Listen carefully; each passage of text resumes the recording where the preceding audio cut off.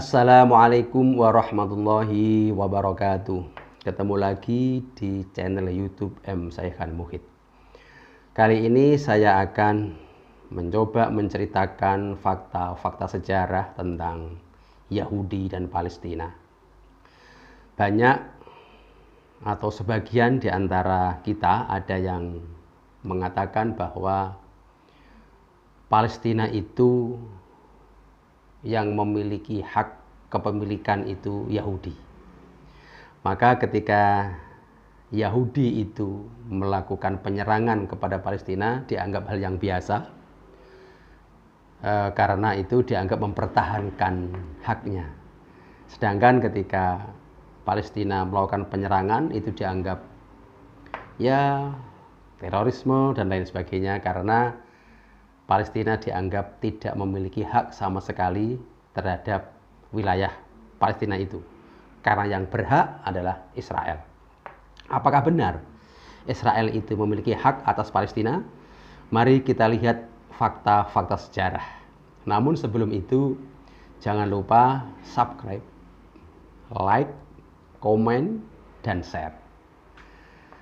Para pemirsa semua, istilah Bani Israel yang akhirnya menjadi Yahudi itu muncul diperkirakan 1300 sebelum Masehi.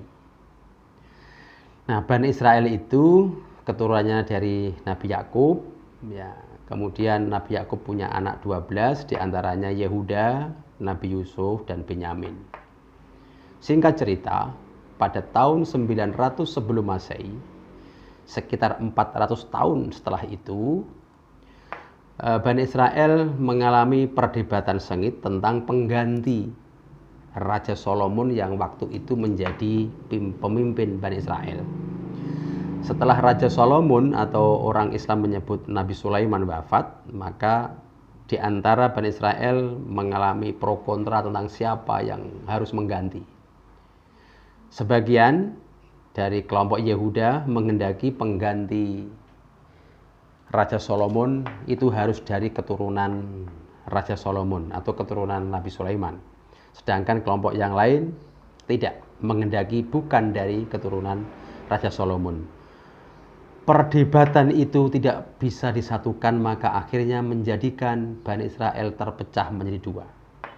Bani Israel wilayah selatan itu dinamakan Yehuda dengan ibu kota Yerusalem dengan Raja Rab'am atau Yerobeam. Nah, kemudian yang kedua, wilayah utara itu disebut Israel dengan pusat ibu kotanya di Samaria, rajanya Yar'am. Dari situlah ada benih-benih konflik di antara kedua wilayah itu atau kedua kubu itu, karena Raja Yar'am yang membawai kerajaan Bani Israel wilayah utara tidak membolehkan rakyatnya untuk datang ke Yerusalem untuk beribadah, karena Yerusalem di bawah kekuasaan Raja Rab'am atau Rob'am. Sampai akhirnya Raja Yar'am itu membuat patung-patung di kota Betel yang dijadikan tempat ibadah, sehingga Bani Israel yang wilayah utara dia beribadah di Betel, menyembah berhala, sedangkan yang di wilayah selatan itu ibadah di Yerusalem karena dianggap kota suci. Dari situlah benih-benih pelanggaran, benih-benih penyelewengan dalam beragama Bani Israel itu dari situ. Mereka tidak menyembah Tuhan, tapi menyembah berhala yang diciptakan oleh Raja Yar'am karena dia konflik dengan Raja Rab'am di wilayah selatan. Karena tidak akur, maka dua kerajaan itu dengan mudah ditaklukkan oleh bangsa lain. Pada tahun 700 sebelum Masehi, kerajaan Bani Israel wilayah utara di bawah kepemimpinan Yar'am diserang oleh bangsa Assyria. Akhirnya Bani Israel dipimpin oleh bangsa Assyria. Kemudian tahun 600 sebelum Masehi, Bani Israel wilayah selatan yang dipimpin oleh Rab'am juga dihancurkan, diserang oleh bangsa Babilonia dengan Raja Nebukadnezar. Pada saat Raja Nebukadnezar berkuasa, banyak orang-orang Yahudi yang disiksa, kemudian dibuang, sehingga mulai saat itulah terjadi istilah diaspora Yahudi ke berbagai negara. Dia menyebar ke berbagai wilayah, ada yang sampai kota Yasrib atau Madinah, yang akhirnya disebut sebagai Yahudi Madinah. Ternyata tidak sampai di situ. Pada tahun 500 sebelum Masehi, itu dari raja dari Persia, Sirus Agung, juga menaklukkan Babilonia itu. Akhirnya Bani Israel itu di bawah kekuasaan Persia, yaitu Raja Sirus Agung. Berkembang terus, dan saat itulah juga penindasan, pembuangan, pengusiran terjadi. Kemudian berikutnya pada tahun 300 sebelum Masehi, Raja Alexander Agung dari Yunani menaklukkan juga. Akhirnya Bani Israel berganti-ganti raja, yang pada tahun 300 sebelum Masehi dipimpin oleh Alexander Agung dari Yunani itu. Lagi-lagi mereka melakukan penindasan, penyiksaan, pembuangan orang-orang Yahudi atau Bani Israel. Lagi-lagi orang-orang Bani Israel Yahudi terpencar ke berbagai wilayah. Maka dia tidak punya wilayah karena ditekan terus oleh raja-raja yang berkuasa itu. Akhirnya terus berlanjut. Pada tahun 63 sebelum Masehi, ada raja dari Romawi atau Bizantium menguasai lagi. Akhirnya Bani Israel di bawah kekuasaan Romawi mulai pada tahun 63 sebelum Masehi. Saat itulah masyarakat Yahudi, masyarakat saat itu banyak melakukan penyelewengan, pelanggaran ketauhidan. Maka pada tahun 33 sebelum Masehi, Tuhan mengirimkan seorang tokoh utusan, yaitu Isa, untuk membenahi, mengajak berbuat ke jalan yang benar sesuai dengan ajaran Taurat. Namun karena saking yakinnya dari masyarakat saat itu, Isa dianggap seorang yang aneh. Isa dianggap ingin menguasai Yahudi dan bangsa Romawi, maka akhirnya Isa dikejar-kejar, akhirnya ditangkap dan disalib. Dari situlah terjadi ritual penyaliban Nabi Isa yang sampai sekarang masih menyimpan pro dan kontra.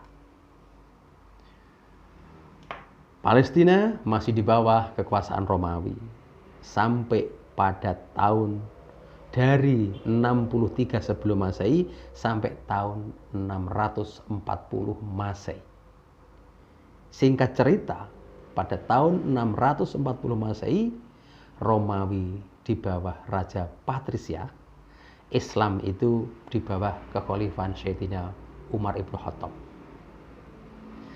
Pada saat itu Umar ibn Khattab memberikan penjelasan kepada Raja Patrisia pentingnya perdamaian. Maka akhirnya dengan cara damai tanpa ada peperangan, Palestina diserahkan kepada Islam melalui Sayyidina Umar ibn Khattab dari Raja Patrisia yang sebelumnya menguasai Palestina. Tetapi dengan catatan, penyerahan Palestina itu terlebih dahulu dilakukan dengan perjanjian Umayyah, yang isinya Sayyidina Umar harus melindungi semua agama yang ada di wilayah Palestina. Maka dengan perjanjian Umayyah itulah agama Yahudi, Nasrani, dan Islam bisa hidup berdampingan karena Sayyidina Umar komitmen terhadap perjanjian itu, bahwa agama apapun dipersilakan hidup dengan damai, saling menghargai, asalkan mereka mau membayar pajak. Ini menandakan bahwa dalam sejarah itu tidak ada fakta bahwa Yahudi itu adalah pemilik Palestina secara resmi. Justru umat Islamlah yang diserai Palestina dari Raja Patricia pada tahun 640 Masehi.